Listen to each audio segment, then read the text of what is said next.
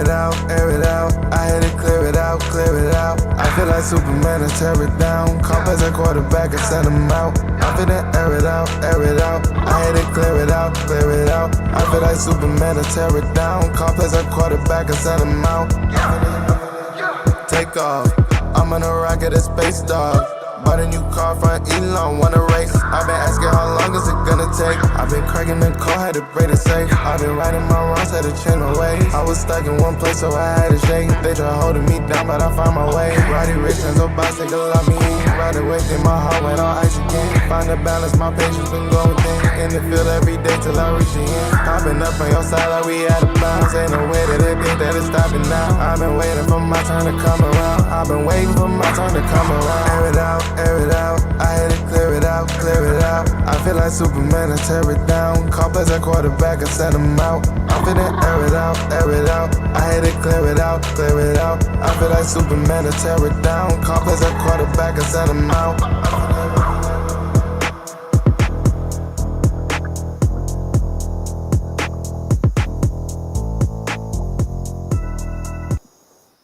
What is up, football fans, and welcome to the Air It Out podcast. That is correct, ladies and gentlemen. Brought to you by Inside the Hashes. I am your host. My name is Avery Collins. It's a pleasure to be here with you today, and I don't know if you know this, but I got a panel, not full, but stacked with amazing analysts.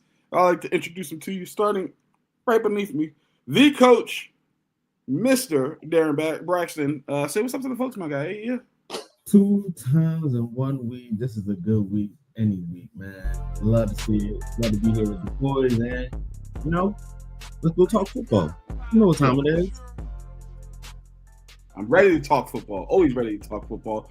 And then, I guess to my right, I guess that's what it is. The one and only. Say what's up to the folks, my guy. Battling a nasty cold for the past week, but still trying to keep up with all the happenings in this lovely sport, guys. And I'm finally recovered just enough to throw some hot takes out for today, and I'm ready to get started. Delicious. Anywho, yes, sir. Yes, sir. Yes. Mm-hmm. All right. Anywho, the basic one here with the Stanley sponsorship. Listen, we got much to talk. We got much to talk about. Okay, a bunch to talk about in the football world. All right. If you didn't tune into our Wednesday show, shame on you. Okay, shame on you. We already covered all the trades and whatnot, so we're not talking about that today. Amazing trades, amazing things that went down. You can't miss those things. I feel like go ahead, Juan. You got something to say? Alan, what's up, my guy? We'll answer that in just a minute. But as a fan of the team who was picked apart by the vultures during the trade deadline, I feel like I have to say something real quick. Why would you trade Sauce Gardner after signing him? Why?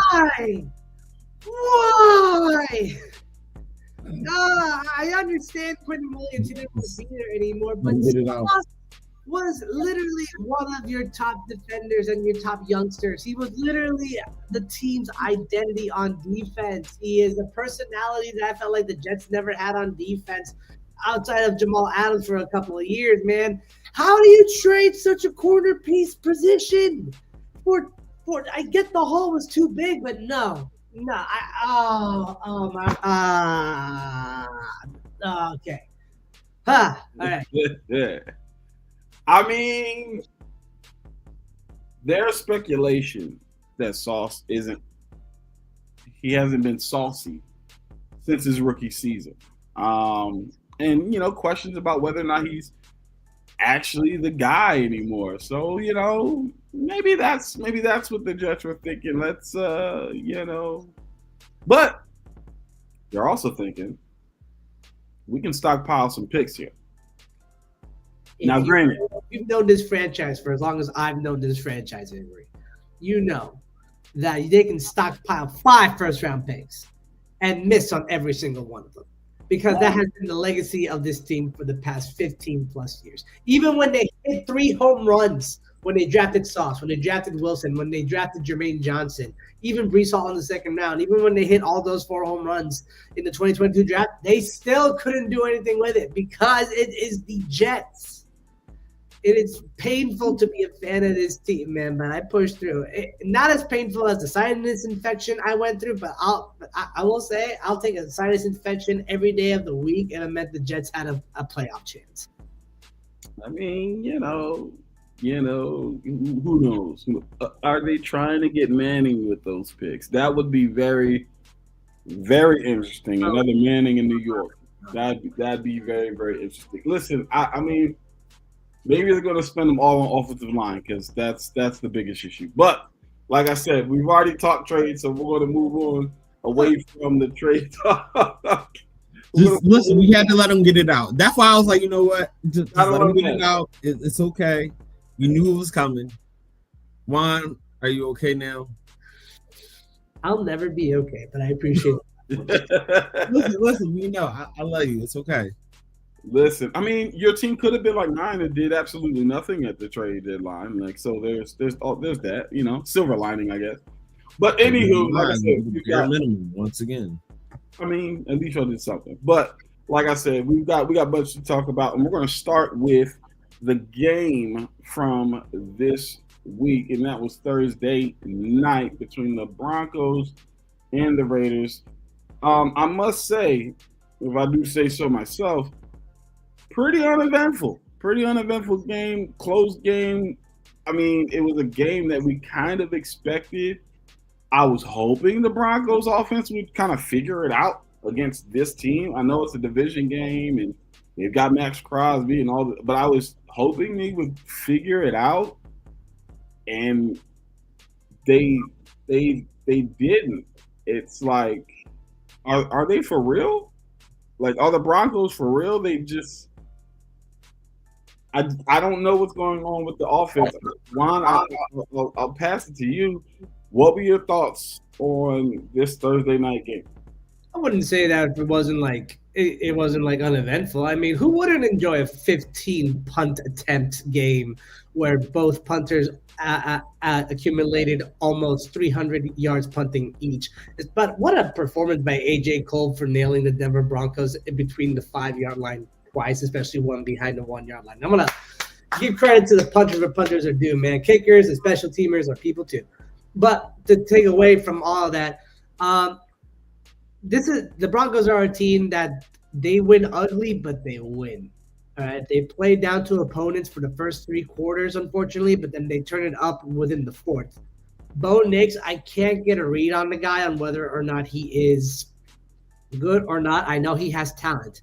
I know that he has experience, but it just seems that he relies too much on backyard shenanigans to really try to get anything done.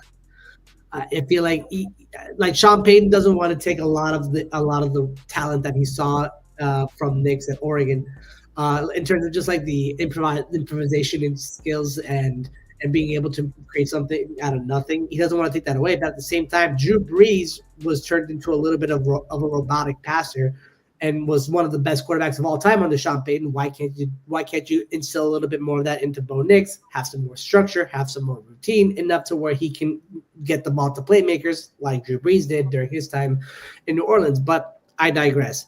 I didn't see enough of the run game as much as I'd like to. I get that J.K. Dobbins had the 18 carries for 77 yards, but R.J. Harvey was emerging as a playmaker over the last couple of weeks, and Sean Payton still isn't using him enough, despite how much he said he wants to.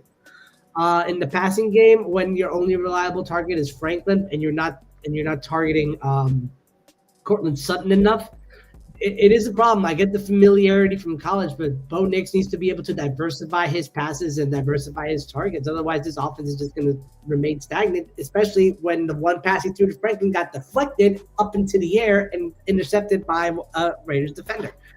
And then and I will say, if defenses could win MVPs, I'd say the Broncos defense clearly deserves it, man. 6 sacks against Las Vegas, only allowing 188 total yards of offense, three tackles for losses, 3 and 1 interception. Like, they clearly kept the Raiders from trying to do anything the entire game. It's just the offense could not complement it.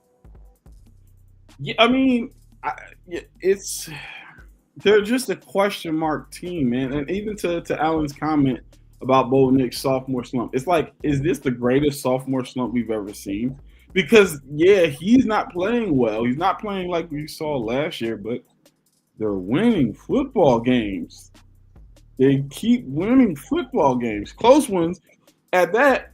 And in clutch time, he seems to end up making the plays. It's like just enough to get the team to a win. So very, very interesting. Coach, what are your thoughts? The game sucked. Yeah. I'm sorry. I love how Juan was able to articulate it so well. He actually made that game so much more interesting than it actually was. I'm not even gonna lie. And I love that for you, Juan, but I can't do that. That game sucked. And if I'm being honest, the one bright spot was being able to watch the Broncos defense. That's about it. That's really about it for me, because the offense of the Raiders, the defense of the Raiders, the offense of the Broncos, it looked like bad football at multiple areas at multiple times. And I don't want to watch that type of football. I'm sorry, I can't. I'm not gonna lie, I didn't even finish the game. I couldn't finish it. And if I'm really being honest, I hope the Broncos continue this, because the law of averages will always get imbalanced, which means Broncos is about to start losing. The way they are winning these games is not sustainable. The way they are winning these games are not sustainable. Listen, defense is always going to help. I get you, Avery. That is always going to be there. But if your offense can only start to deliver in the fourth, what happens when you're down by 3 scores? You think that you're always going to be able to come back from that? Again, the law of averages start to balance out. We've seen multiple times in the year, you start winning these really, really close games, and then the next year or later on down that season, those really close games, you just can't eke it out. You don't have that same luck, because sometimes that's all it comes down to. So again, can't wait to play the Broncos in a couple weeks. So I hear you. However, we saw a team do this last year and make it to the Super Bowl. The Kansas City Chiefs were literally in the same position. And they were how much down by the middle of the third quarter?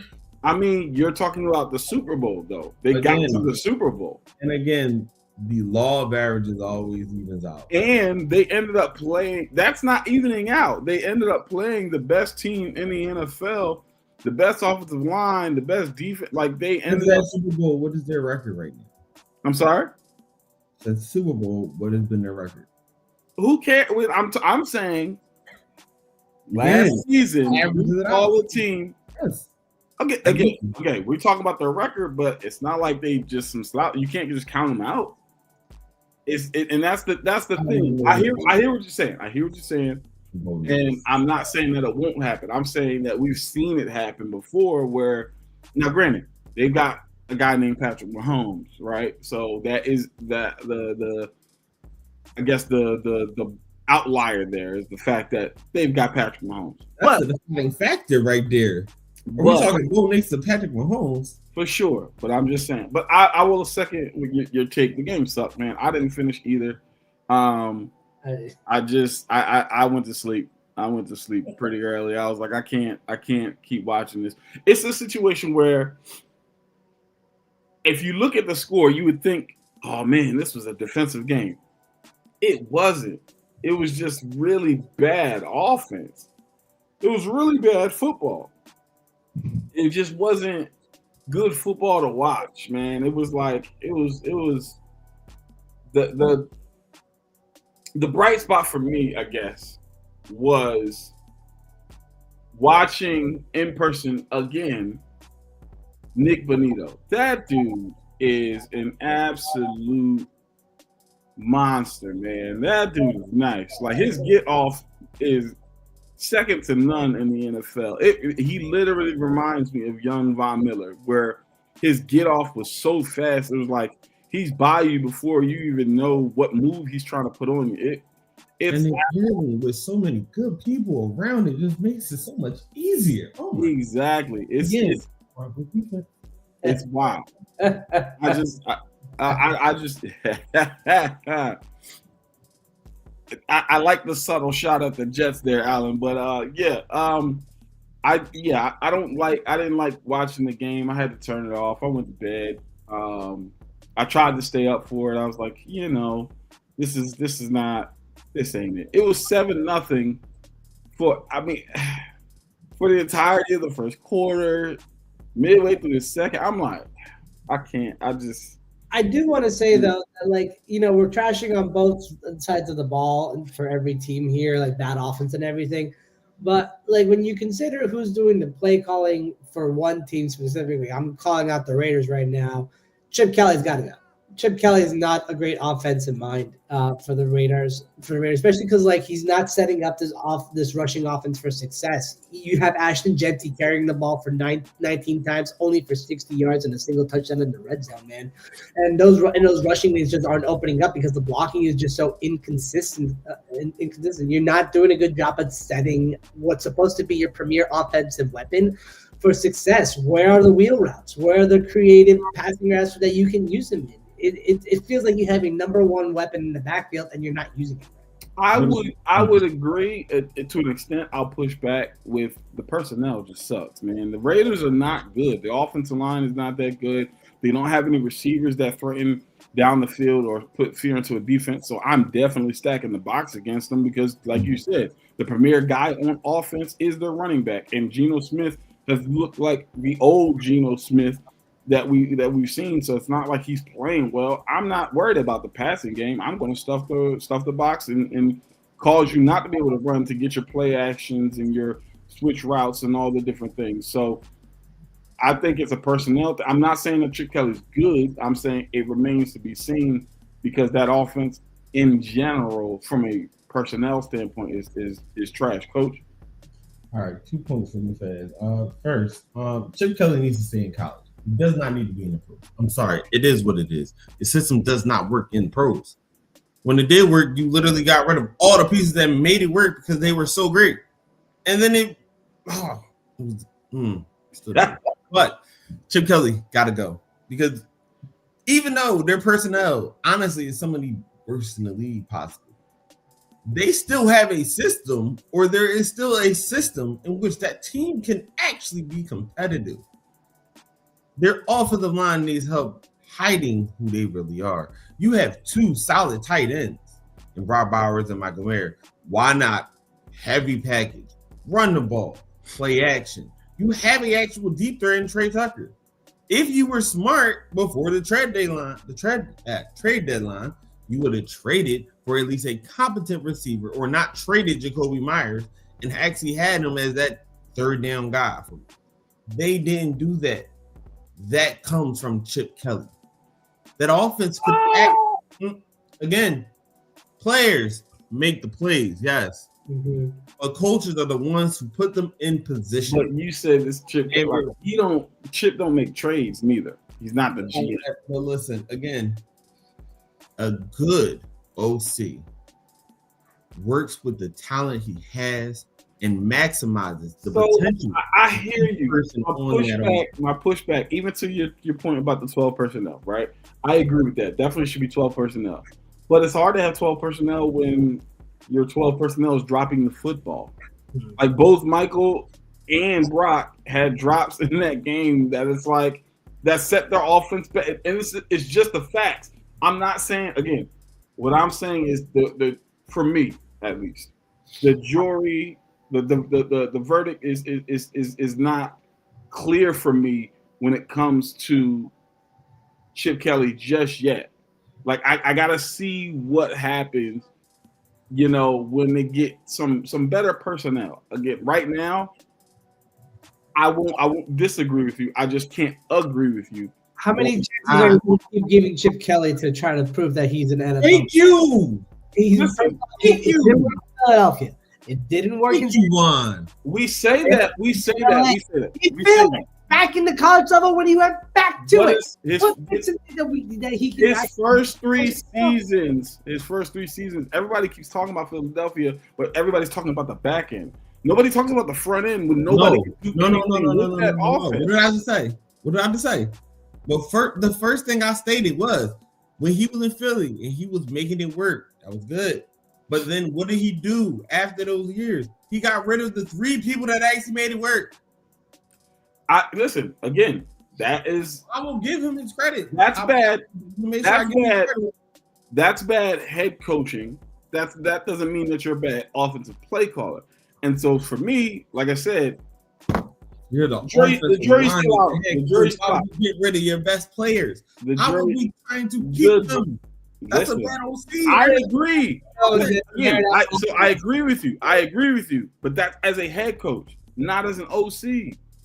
That's what I'm saying. So the jury is still out, and me personally, I can't just completely write them off right now. It looks bad. I'm not gonna lie, but tell you what, completely write them off. Kelly as the OC for the Atlanta Falcons, and then talk to us and see what happens. No thanks. No thanks. Yeah, there you go. That's all I need to hear. And the only reason I say no, here's the only reason I say no. Chip Kelly likes to throw the ball too much. We've got a guy named Bijan Robinson. We need to run the football, and that's the one thing. And Kyle Pitts as your receiving core. Do you think he can make something out of that?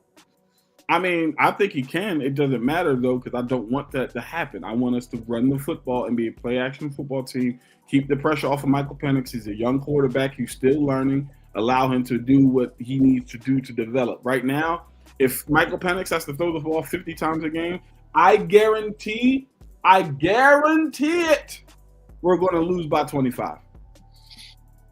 That's just the facts of the matter. And I love Michael Penix, but if he has to throw the ball 50 times, we've done something really, really wrong. But anyway, like I said, yeah, this Thursday night game was it's not the type of football I want to watch, man. Like, I do like defensive football, but this wasn't defensive football. This was 2 teams who just don't know what to do on offense, and one defense that's just going to feast on that. That's literally what that was. And it was – I thought the Broncos had the opportunity, like I said, to blow the Raiders out, to literally get their offense on track and blow these guys out the water. They didn't do it. I'm disappointed. But – we're gonna move on. Actually, you know what? Let me do this. Just a quick touch on Alan's comments here. Are the Raiders on one of the worst situations in the league, or is it the Dolphins? Because he says at least the Titans and the Jets have cap space, which he is correct. I'm gonna answer this with me personally saying I think it's the Dolphins. I don't think it's the Raiders. I think it's the Dolphins. Not just from a cap space standpoint, but all the other things. Like, is Tyreek Hill going to be there? And if he is, he's going to be productive. You just signed Tua to a long-term deal. You're paying him a lot of money. Do you want to trade him? Because he's not playing really well at all. The offensive line is sketchy. The running game is sketchy. Not HM, but the running game itself is sketchy. The defense, I mean, yeah, that's just not even fun. And then Jalen Phillips is not there anymore. So it's just like, I think it's the Dolphins. What about you guys? I'll go to you, Coach, first, and then to you, Juan. Raiders or the Dolphins? Real simple. It got to be the Dolphins. At least the Raiders have a solidified running back in the backfield. They know at least their number one option on offense would be their starting tight end, Brock Bowers, the rookie. And at least the defense is somewhat respectable, possibly. Second year, Brock Bowers. Second year. But again, their number one guy is still the young guy. But we at least know that. What can we truly say is solidified there? Because they wanted to get rid of Jalen Waddle possibly at the trade deadline. So I don't think he's going to be trying to stay around for too much longer. Same thing with HN. Okay. Juan, what about you? What do you think? I also agree to Dolphins. And, for a multitude of reasons that stem all the way to the top, and that's the owner, Stephen Ross. He's quite, you don't hear much about him in the papers or in the headlines, but he is one of the more meddling owners in the NFL. Like when he tried to collude bringing Sean Payton and Tom Brady to Miami a couple of years ago, or his comments over Tua Tagovailoa and whether he should be the starting quarterback or not. But the thing is, like, this Miami franchise is just so disorganized in terms of its structure and the direction it wants to go to. You have Tua as your starting quarterback, but he's proven that he already has so many weaknesses that you would think Mike McDaniel would have fixed by now or tailored the offense to accommodate to. But it just doesn't work that way, and it's not a sustainable a sustainable offense for success going forward. And the defense is just in tatters. It's made up of inexperienced young players and old veterans who are just not up to par. So there's just and your draft compensation, you don't have much to work with. Yeah. The future is all your money's tied up in ineffective players. Your draft picks are gone. What else can you do to rebuild? For Las Vegas, at least I can say that Mark Davis at least knows enough to stay out of the way. And despite my feelings towards him, I think Tom Brady might be able to lead enough of a culture to turn things around, at least front office wise. And I do believe in Pete Carroll being able to turn around the locker room culture. I like Pete Carroll. He's a guy's guy. He knows how to relate to his players. I know he's not getting the most out of Gino right now, but that's because Gino's Gino. I think it might help if you were to bring another quarterback into the room, maybe someone in the draft, someone that I can't say for certain who, but if you start fresh with a new quarterback, you might be able to unlock this offense in a way that predicates more emphasis on the run game, provided you replace Chip Kelly.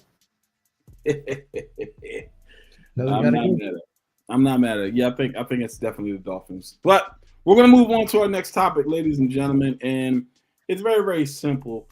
We're about midway through the season, and there have been some guys who have been standing out, breaking out, and doing their darn thing, if you will. And I want to know one question: who, for you, is the mid-season MVP? If the season ended today, who is walking away as the most valuable player in the NFL? Juan, I'm going to start with you. Who do you feel is the mid-season MVP? I had 3 picks for this one because I didn't know whether or not I was going to have a chance to go first. But if I had to pick today, I would say it's one of the dark horse candidates. It has to be Colts running back Jonathan Taylor. I think that he is the engine that keeps that Colts offense going. I mean, when you're leading the league in rushing yards with 895, 12 touchdowns throughout the first 9 games of the season, and you're averaging almost 6 yards per carry. It's just amazing to see how he has revived his career, especially with getting of all quarterbacks, Daniel Jones in the backfield and a rebuilt offensive line to help really pave the way for him. He could be on pace to break LaDainian Tomlinson's record of 31 touchdowns in a single season. No one ever thought that number would ever be touched simply because the running game isn't as much of a focus anymore, but he is on path to do it. Now he's in a rushing yards race with James Cook to see who could reach 2K by the end of the season because James Cook has 867.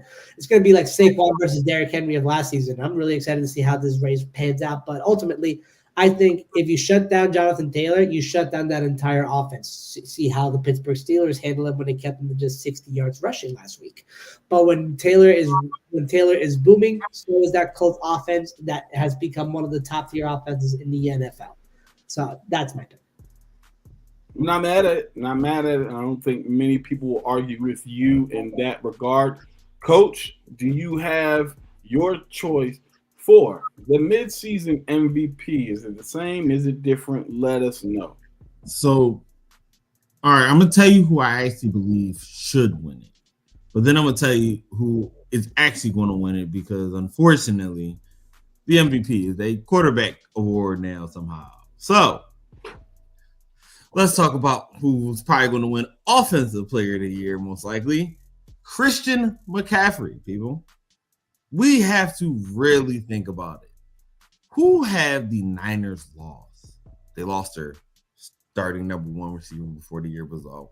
They have multiple receivers out on injury right now. They have Nick Bosa out on injury. They have Fred Warner, the heart and soul of that defense, out on injury.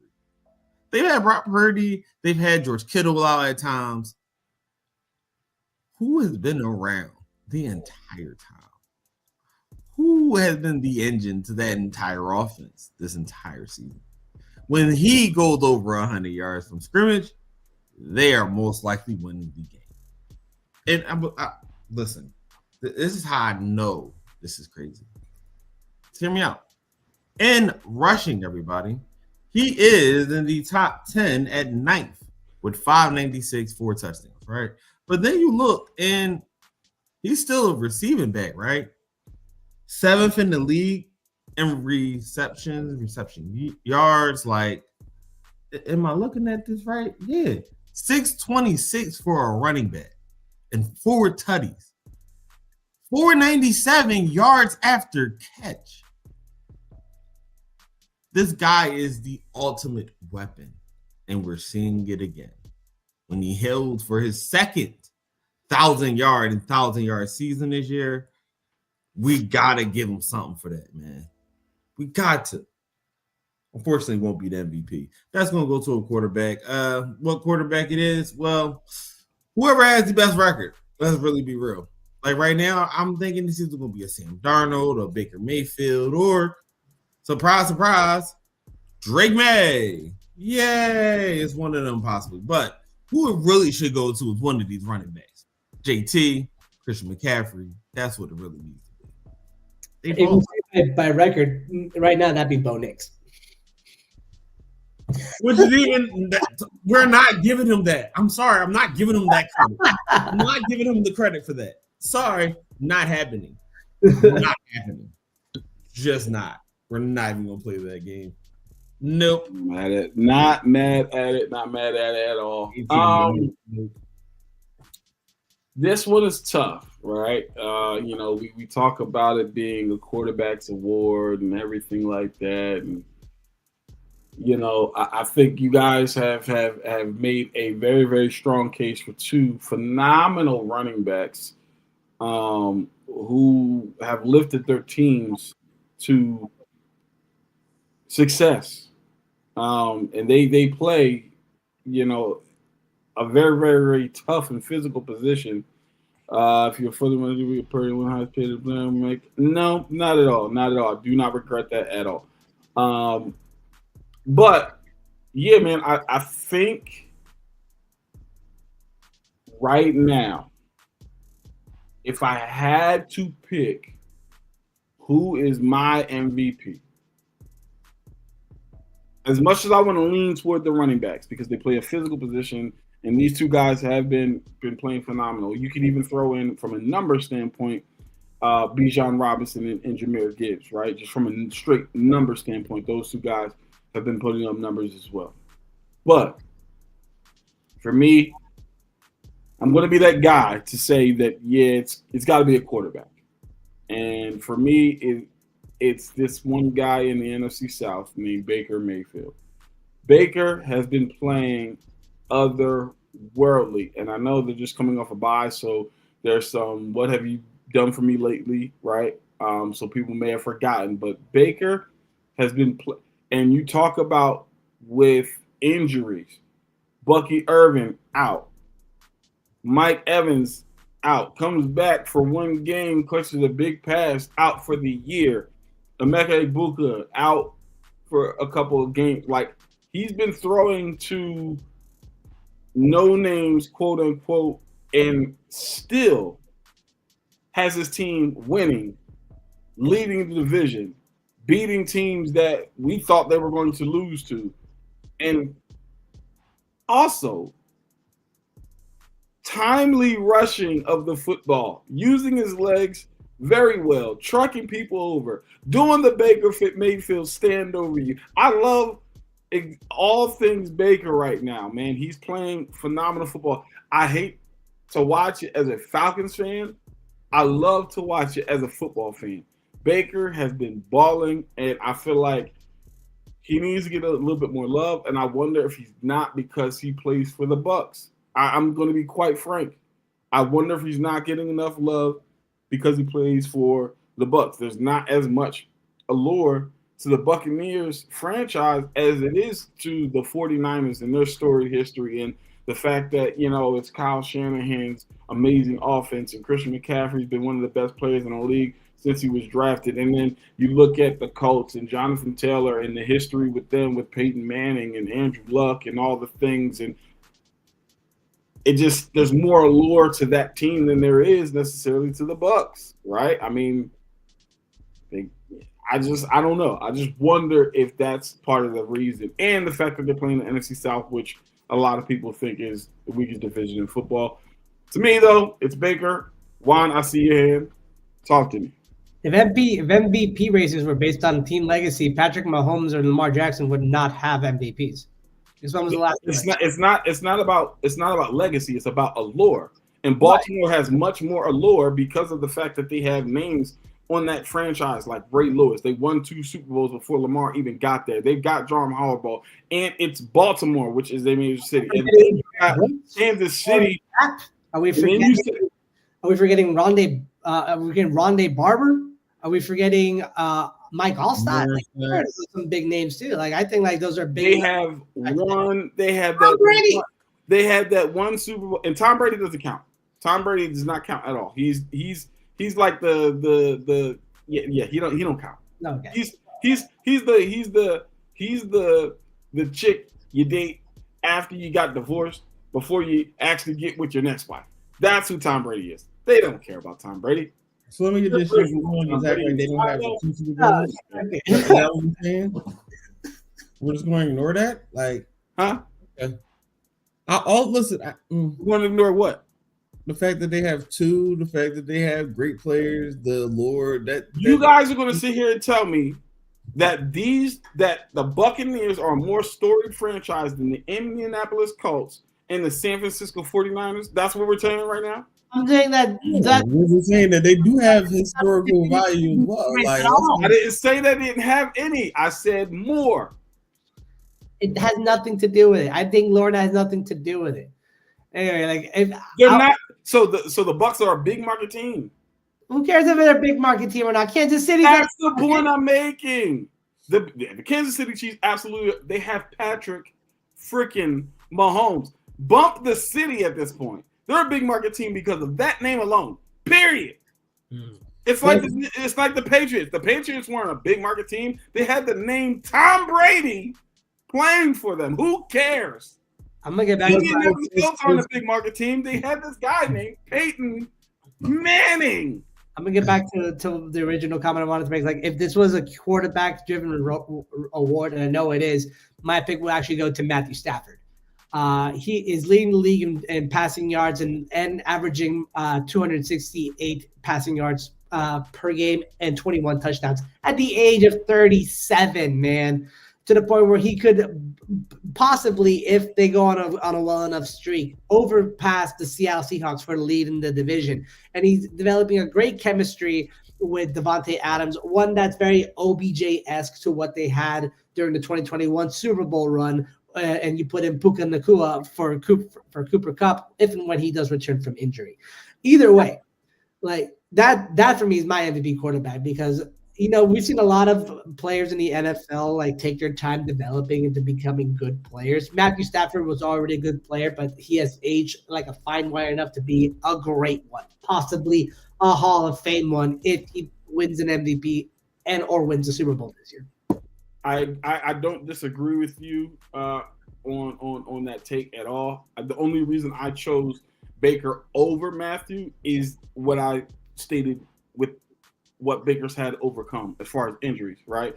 Even though Puka, was out for a game and so on and so forth, you still got Davante Adams, who's the first ballot Hall of Famer on the other side. You still had Kyron Williams, who can who can run the football really well.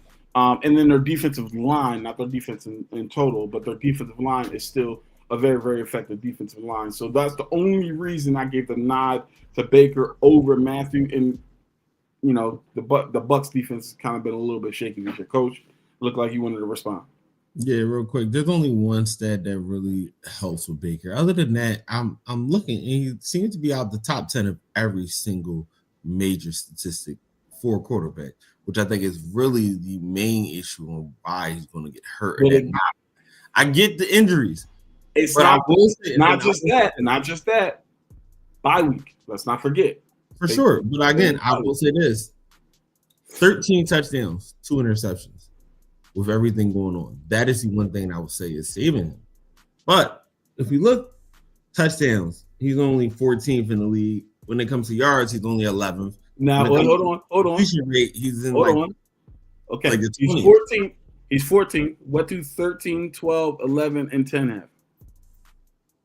Again, they're only one ahead, but that's not the point. The point is, again, bye week. If you mean to tell me he's not in the top 10? The issue is he's not in that top 10. He had a bye week. So to put it in perspective here. He had a bye week. Primarily at guys with 8. He won with 10. He had a bye week, and he's only one behind being in the top 10. He's had a bye week, and he's at 11 in passing yards. Again. So what does that tell you if that bye week is not there? He's probably in the top 10. Again, 63rd in completion. 63rd at 63.9% completion rate. 20. Top 20 only. I don't think anybody cares about completion percentage. I don't know about all that. You can have a high completion percentage and really not be effective. Geno Smith proved that. But Drake May has a 74%. And that look at that offense. Look at that offense. Yeah, when you're leading a guy named Booty. And Booty was somebody that we really thought was going to be doing this. Again, that offensive line is phenomenal. That defense is nobody. Nobody has ran for 50 yards on that Patriots team yet. That Patriots defense is solid to run, but other than that, they're still susceptible. None of us time of possession absolutely matters there as well. So again, I'm not saying that completion percentage you just throw it out. I'm just saying a lot of people don't really care. We care about you winning the game. Throw touchdowns. Don't turn the ball over. Baker's doing both. And so I personally would have given a nod to Baker Mayfield. Again, and that's not to knock anybody else. That's not to say Matthew don't deserve it. But from what I've seen from Baker Mayfield, and again, in games where we don't think they're going to win, in games where it seems like they're going to lose, and they're down, he brings them back. And right now, they're not out of any game because of him. That's to me MVP worthy right now. So I'm going to go with Baker Mayfield. I'll lay one more name real quick before we move on. Jackson Smith-Njigba. I think he can break 2K this year. I agree. That was my hot take Wednesday, especially with the addition of Shaheed. I feel like it's definitely going to happen now, because now you can't just key in on him, because if you do, Shaheed will take the top off your defense. So I think we'll see our first 2,000-yard receiver this year, as long as they all remain healthy. And I think they've been moving him around the last few weeks so much more in so much creative ways. There was 3 times I'm like, yo, how is he even open right now? I will say this. No, they line him up in the backfield like a running back, and then let me ask you this. This is a serious question. Oh, man. Because I think it's 1A, 1B, but I don't know who to put in the 1A and 1B slot for smoothest wide receiver in the league. Is it JSN or is it Smitty? They're the 2 smoothest in the league. There's no other smoother than those 2 guys. I'm not talking about route running, right? Huh? Smooth in terms of just route running, right? Just movement. Not even just route, just movement. Those are the smoothest. You said either JSN or who? Smitty. DeVonta Smith. Yeah, it's tough, ain't it? It's tough. I would go with them dudes smooth out there. I would go with DeVonta Smith. Very close, 1A, 1B. Just you don't see the numbers out of Devontae just because you have AJ Brown and Dallas Goedert taking up so many of the targets, and Philly is a much more running focused team than Seattle is. But it's a close race. Very, very close. All right. You know, he is literally the Slim Reaper. He can get through anybody like water. All right. So this is how I'll do this. Out of those two, I'm gonna go Devontae then and Jigba because I've seen Devontae do it a bit more often. But in that case, if we're going all like whole time, I would have to add in Jay Jettas in there as a 1C. For me, I would have to add him in as a 1C. Nah. There's some routes I've seen him run so smoothly. I would Nah. And I then, wouldn't mind being the defender on that game crack because it was like, damn, that's crazy. You know and what I would add Devontae Adams in there too, man. yeah, like Ultimate. that's why, when you said smoothest, I'm just thinking of the smoothest route. Listen, And I would put Tay in That's there. why I say that. That's I would put Tay in there probably at 3. I definitely put him over Jay Jettas. I think Jay Jettas would probably land around 5 for me. He would land around 5. I think for me, it would be right now, Smitty, Jason, Tay. Then there's a tie at 4, and then there's 5. The tie at 4 is Lad McConkey and Hunter Renfrow. And then I need to see Lad do it just a little bit more this year before I put him over someone like Jay Jettas. I'm not talking about routes. I'm just talking about smooth. Lad is smooth, dog. That dude is smooth. So that's just me. But anyway, ladies and gentlemen, we're going to move into our game picks. And if you weren't able to tune in on Wednesday to get the update, here are the current standings. Juan solely in first place by 1 game at 86. 48-1. Darren at 85, 49-1 is tied for second place with Jerome with the same record. I am in third place at 82, 52-1, and Darius a lowly 79, 55-1, which puts him at the back of the pack, ladies and gentlemen. So we're going to jump into our game picks for this week, and I want to hear from you guys. Again, as always, give me your picks, and you get to explain one of them and one only, ladies and gentlemen. Coach, I'm going to start with you. Give me your game picks. All right. First off, I'm a little upset on how these game picks turned out, y'all. This is crazy. But Colts, Browns. Oh my God, that's gonna be so bad. Colts, Browns, Texans. I'm trusting you, Avery. Bills, Pats, Bears, Ravens, Panthers. I'm gonna slide back to this next game, Hawks and the Cardinals. Lions, Rams, Chargers, and Eagles. Now the game I want to explain because we kind of spoke on this earlier, but the Cardinals and the Seahawks is probably gonna be the sneakiest game there is.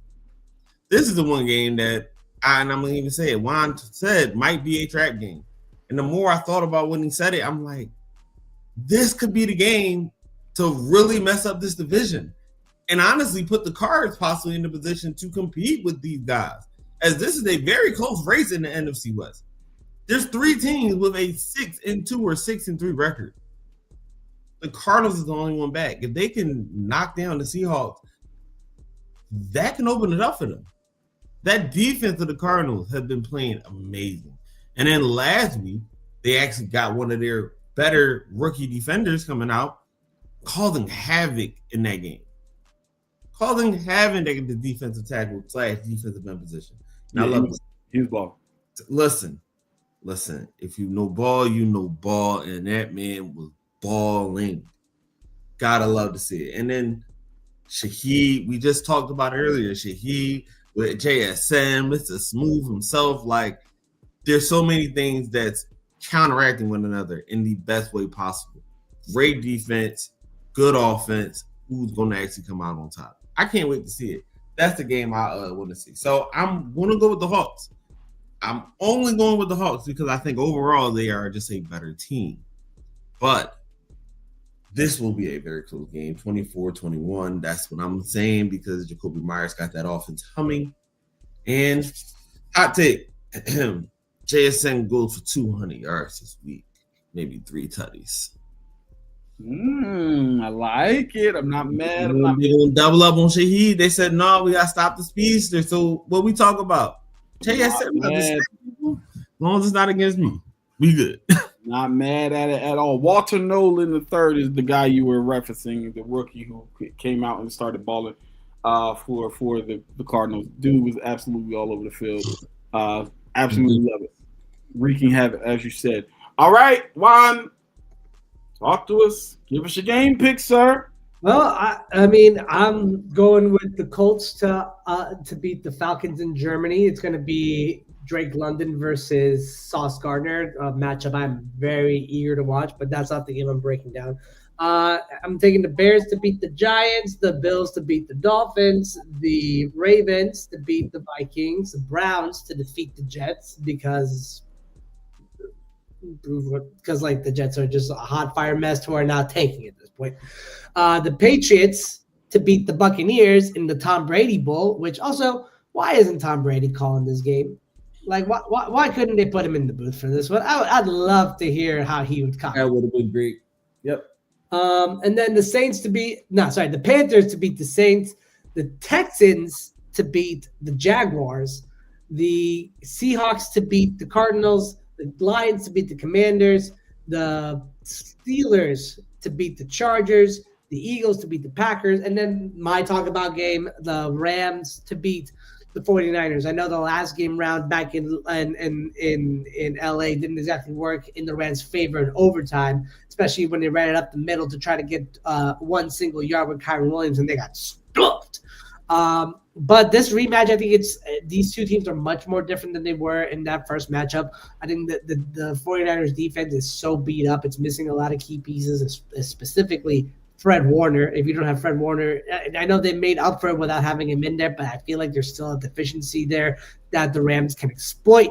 I know that Christian McCaffrey is going to explode because he can always exploit a defense who is weak in the middle, and he did that in the first matchup. I think he can do it again in this one. I'm going to give it my final score, 31-28. I think Christian McCaffrey, my hot take for this one, and it's not just because I have him in one of my fantasy teams, I think he'll go over 100 rushing with 2 touchdowns and 50-plus receiving with 1 touchdown.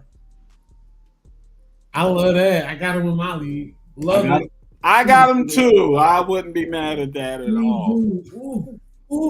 Mad at that at all. All right. I'm not mad at it. Not mad at it. All right, ladies and gentlemen. If you didn't know, we all picked the Broncos for Thursday night. So just a recap of that for everyone who wasn't able to tune in. But for the Slater game, yeah, I'm gonna save that for my explaining game.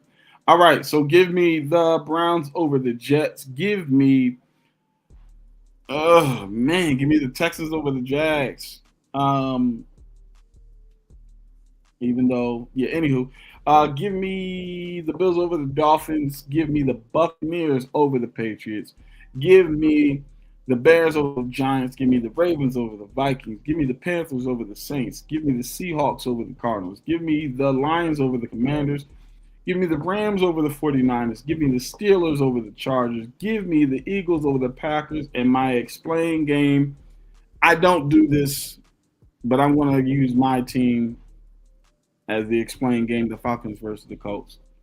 I don't think this is going to be an absolute blowout. I don't think that the Colts are going to dominate as much as most people think that they are.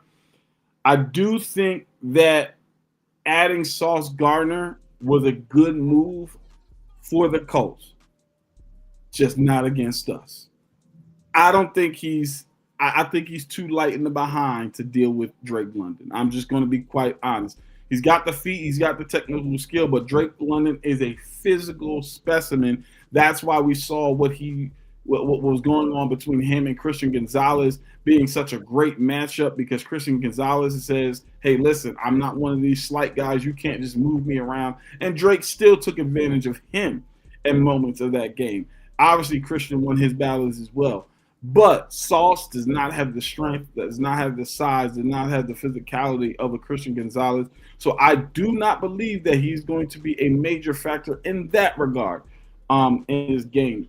So because of that, if they're going to play single coverage with him, I think Drake London feasts. And I believe that because of that, I think the game is going to be closer than we think it will be. Ultimately, though, however, I believe that the Colts will come out victorious, and it's not because of Daniel Jones. It is because who Juan you named as your MVP and Jonathan Taylor.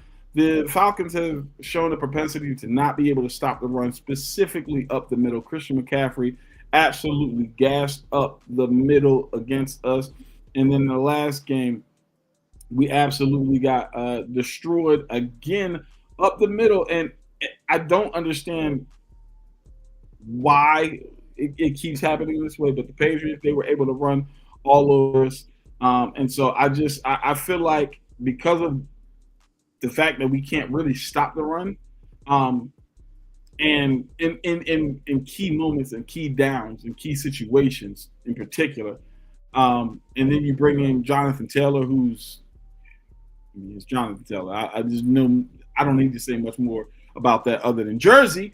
I think that the Colts are going to go ahead and take that one. But I think it is going to be a closer game. If I was to give a score prediction, I'd say 27-24 Colts. All right. And my hot take, hold on, I see comments. As a Falcons fans, are you happy with James Pierce? Great question. I think the jury's still out, right? I think him and Jalen Walker have both been utilized in a way that's not fitting their strong suit. I'll just put it that way. I mean, Jalen Walker in coverage, just let him rush the passer.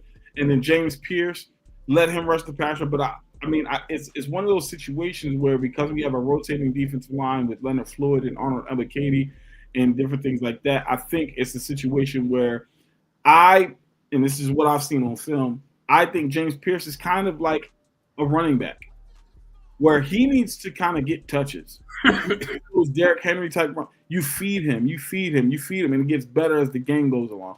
I feel the same way about James Pierce. I know he plays defensive end, so it's not the same position, but that's how I feel about him. That if you allow him to be in the game a little bit longer, allow him to, stay on the field a little bit longer, I think we'll see his production tick up. I also think that our defensive scheme doesn't fit very well in that regard. I think we don't allow our pass rushers, and I'm saying, again, based on the film I've watched, I don't think we allow our pass rushers to rush on first and second down. I think we allow them to bull rush and hold the guy up just to play the run, but we're not allowing them to just kind of get off on first and second down. And because of that, I think, that kind of maybe hampers them because they're only allowed to rush on third down. And if you're only allowed to rush on third downs, offenses know you're going to rush on third down, right? And so they prepare for that. So I'm just not 100% sure. I would agree with that assessment as of right now. He flashes. It's just not consistent. But again, I think that has a little bit more to do at right now with our scheme. And I say that because it's not just him, right? Leonard Floyd, 10 sacks. Perennial 8-sack guy. Not really producing that well. Arnold Ebiketie, 6 sacks. Perennial 6-sack guy. Not really producing that well. So for me, I think it's a scheme thing more so than anything. And then the fact that, and this has been my biggest gripe from the get, it's the interior defensive line that is the issue. We can't stop the run up the middle, number one. Number two, we're not really applying pressure in that regard up the middle as well.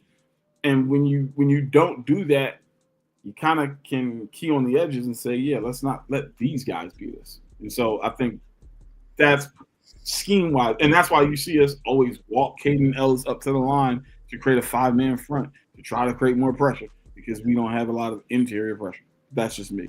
Juan, I see you have thoughts. Gonna change the name of this podcast from AIO to ATL. You know, a little some, you know, it's all good. But anyway, if I was to give a hot take, this is going to be my hot take.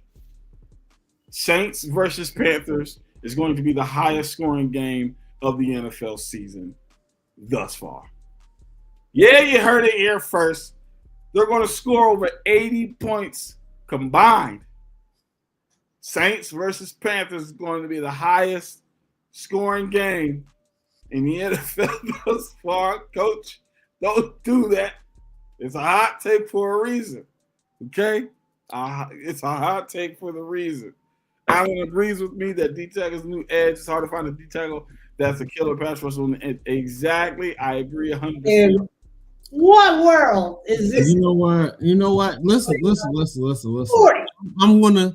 I'm even going to do something I can't believe I'm about to say, but I'm going to agree with Avery and say it's very possible because we did just watch the Bears and the Bengals go 47-42, right? That's what you have. DJ Wait. We did watch the Bengals and the Jets go, what was it, 39-38?